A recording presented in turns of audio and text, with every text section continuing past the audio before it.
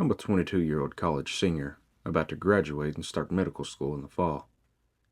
This happened when I was in elementary school, so over a decade ago. Over the summer, way back then, my mom would send me to a YMCA summer camp. I enjoyed going in every day and hanging out with all my friends from school who also went to the camp. But I especially loved one of the counselors, Mike. Mike was always sitting in the same spot when I got dropped off in the morning, and he would see me walk in and he would put a huge smile on his face. We would always sit there and play cards or some other board games in the morning while all the kids were arriving. Once the day's scheduled activities started, Mike would always be the counselor in charge of my group. He would always be just close to me. As a kid, I didn't know that was weird. I really liked him, and I thought he was a really cool guy as an 8-year-old. Fast forward a couple years, I don't remember the exact time frame or timeline. My mom, my younger sister, and I were out at a state park in the area, about half an hour from where we lived. We had just gone down there to hang out for the day. We have a great time on the playground, walking around the trails, and then we head back to the car. When we arrived back to the car, my mom was getting my sister all strapped in and ready for the ride home. I was getting situated in the back seat as well. Now, our car was in the parking lot, obviously, and there really weren't tons of people at the park that day.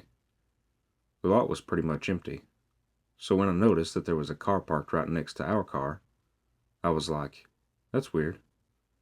But again, I was a kid and didn't really think anything of it. Why would this car park literally right next to us when I could see 50 empty spots from right here? Anyways, my mom is getting my sister and I ready for the trip back home, as I said. Suddenly, the driver door of the other car opens and out pops Mike. My mom recognized him, so she just said hi and continued back to what she was doing. Mike says, "Do you mind if I take a couple pictures of," and he says my name. "He's gotten so grown, and I want to remember this." My mom obviously goes, "No, you're not going to do that," and shuts the driver's door and locks the car, and we leave. As we're leaving, I can see Mike trying to take a photo, like through the windows of the car. A couple years later, when I was a bit older, my mom told me more details about Mike. My mom at the time was pretty high up in a company that pairs kids with adult mentors. Adults would apply to be paired with a kid. So my mom starts telling me about how one day they were going through the applications to be a mentor and Mike's name popped. Apparently, someone else had interviewed Mike and recommended him for approval into the system. My mom, on the other hand, essentially vetoed it because she obviously had known Mike from these other experiences and she got a weird vibe from him that something was off. So finally, we're watching the news at dinner one day a bit later on. They start sharing a story about a man who was arrested, and they show the mugshot of the man. Mike. The charge? Thousands of images and videos of CP that he both made and was just in possession of. He actually was caught by Border Patrol as he was acting weird when he was trying to cross into Canada, and they decided to search his car and they found a bunch of it on his computer. They alerted the U.S. authorities, who then searched his house, and they found a ton more of it. I'm 100% confident that he wanted to add me to the collection. If not for my mom having a great mother's instinct and the Canadian-U.S. border, it might have happened.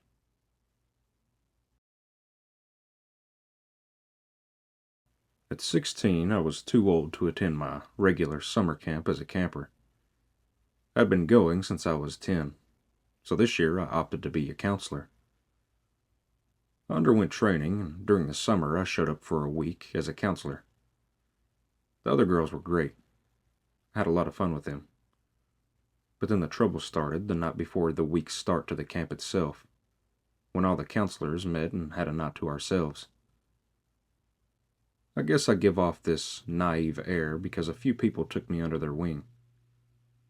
An older counselor, we'll call him Sam, he was about 30, warned against friending another guy, we'll call him Paul, he was 25. Paul was fun and played along with me. At one point, lifted me off my feet from behind. I thought it was fun and I brushed it off. Only, he kept giving me too much attention. Gradually, I got more alarmed.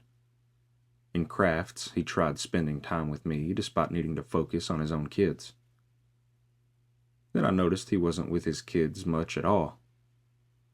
Long story short, there's a schedule, so cabin 12, as an example, is with a few other cabins swimming at the pool at 1 p.m., where cabin 3 is at the lake swimming at the same time. He's supposed to be at the lake with his boys, but instead by the canteen, snack station, watching me. I've seen him. He knows I have. But he's content to stare at me across the way. I bottle it all up. This week isn't about drama. It's about the campers. Plus, I never have to see him again after this week. Sam steps in between me and Paul when he can, but his schedule doesn't always allow that. During the middle of the week, Paul gets taken away from his cabin, replaced, and put on kitchen duty.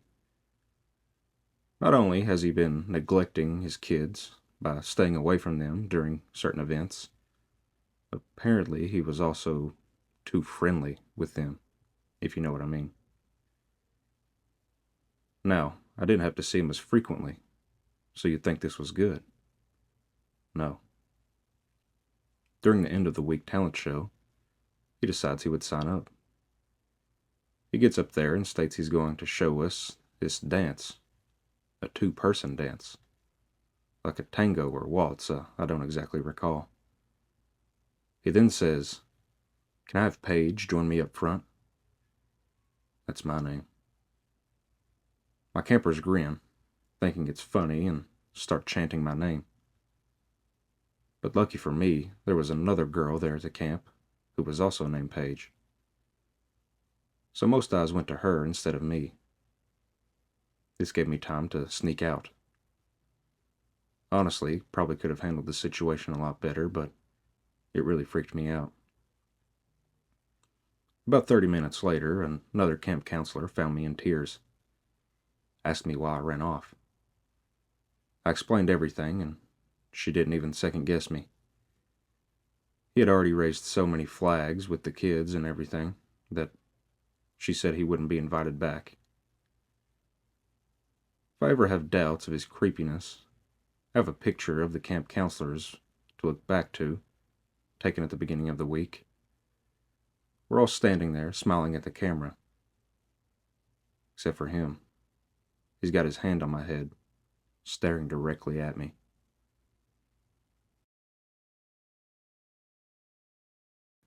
When I was 19 years old, I worked at a summer camp as a counselor, and I lived at the camp on weekends when there were no children present.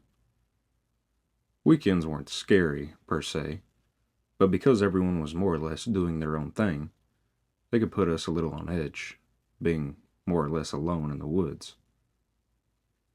One Friday night, I went to town with 2 other younger women who worked at the camp. We got back very late in the evening.